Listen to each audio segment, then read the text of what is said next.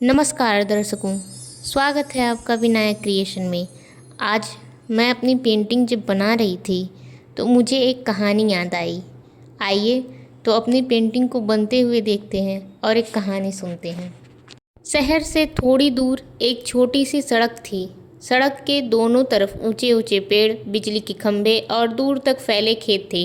लोग उस सड़क को आखिरी मोड़ कहते थे, क्योंकि सड़क का आखिरी मोड़ पार करते ही एक छोटा सा गांव शुरू हो जाता था। उसी गांव में आरव नाम का एक लड़का रहता था। आरव को चित्र बनाने का बहुत शौक था। उसके पास महंगे रंग नहीं थे, न कोई बड़ा स्टूडियो। उसके पास बस कुछ साधारण रंग और एक छोटी सी कॉपी और बहुत सारे सपने थे। हर शाम आरव गांव के बाहर उसी सड़क के किनारे बैठकर चित्र बनाया करता था। उसे सबसे ज़्यादा पसंद था सूरज ढलने का समय।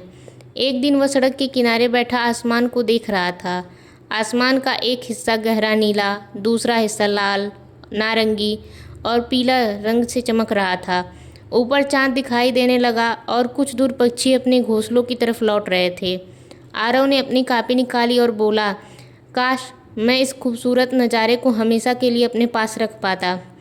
तभी पीछे से एक बूढ़े आदमी की आवाज़ आई, नज़ारे को अपने पास रखने के लिए तस्वीर नहीं, याद चाहिए।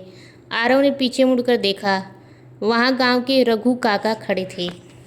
रघु काका रोज़ उसी रास्ते से गुजरते थे। उनके हाथ में एक पुराना बैग होता था और चेहरे पर हमेशा हल्की सी मुस्कान। आरव ने पूछा, काका आप रोज़ यहाँ कहाँ जाते हैं? रघु काका ने सड़क की तरफ देखते हुए कहा, जहाँ रास्ता खत्म होता है वहीं से मेरी मंजिल शुरू होती है। आरव को उनकी बात समझ नहीं आई। अगले दिन भी रघु काका उसी समय पर वहाँ आए, फिर अगले दिन भी। आरव ने आखिर पूछ ही लिया, काका आप रोज़ इस सड़क के आखिरी मोड़ तक क्यों जाते हैं? रघु काका कुछ देर चुप रहे, फिर बोले, कई साल पहले मेरा बेटा शहर गया था। उसने कहा था कि वह एक दिन वापस आएगा, लेकिन वह कभी वापस नहीं आया। आरव ने धीरे से पूछा।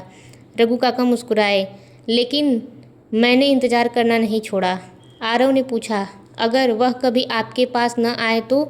काका ने आसमान की तरफ देखा और कहा, उम्मीद का काम परिणाम देखना नहीं होता, उसका काम रास्ते को रोशन रखना होता है। उस दिन आरव बहुत देर तक उस बात के बारे में सोचता रहा। कुछ दिनों बाद गांव में तेज बारिश हुई। सड़क पर पानी भर गया, कई जगह रास्ता टूट गया। गांव के लोगों का शहर के लोगों से संपर्क बंद हो गया। उसी शाम आरव को पता चलता है कि रघु काका शहर गए थे और अभी तक वापस नहीं लौटे। रात होने लगी, आसमान में बादल छा गए और सड़क पर अंधेरा। आरव को काका की बात याद आई, उम्मीद का काम रास्ते को रोशन रखना होता है। उसने एक टॉर्च उठाई और सड़क की तरफ चल पड़ा। कुछ दूर जाने पर उसे एक आवाज़ सुनाई दी, कोई है? आरव दौड़कर आगे गया। वहाँ रघु काका खड़े थे। बारिश की वजह से रास्ता खराब हो गया था और वे आगे नहीं आ पा रहे थे।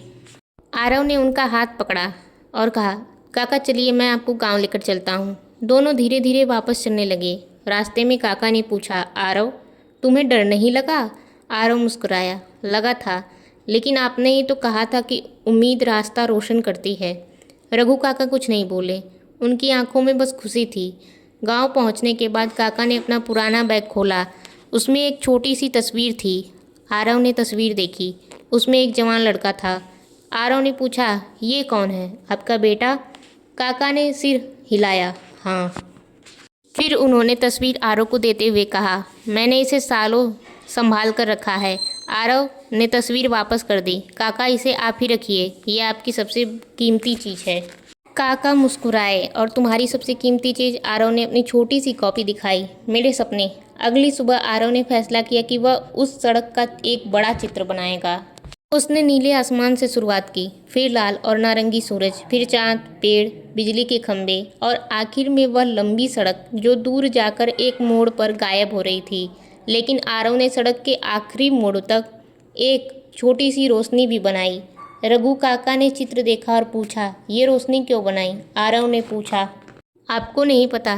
चलिए बताता हूँ। क्योंकि रास्ता चाहे कितना भी लंबा हो, अगर उम्मीद की रोशनी साथ हो तो इंसान रास्ता ढूंढ ही लेता है। कुछ महीनों बाद आरव की पेंटिंग शहर के एक कला प्रदर्शनी में लगाई गई।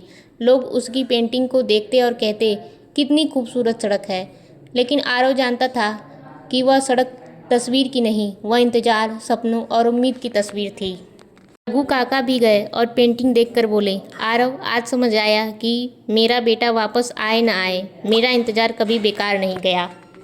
सीख, जिंदगी में रास्ते कभी कभी लंबे और मुश्किल लगते हैं, लेकिन हमें हर मुश्किल रास्ते के अंत तक पहुंचने के लिए सिर्फ हिम्मत ही नहीं, उम्मीद भी चाहिए। ऐसी पेंटिंग और कहानी के लिए चैनल को सब्सक्राइब करें।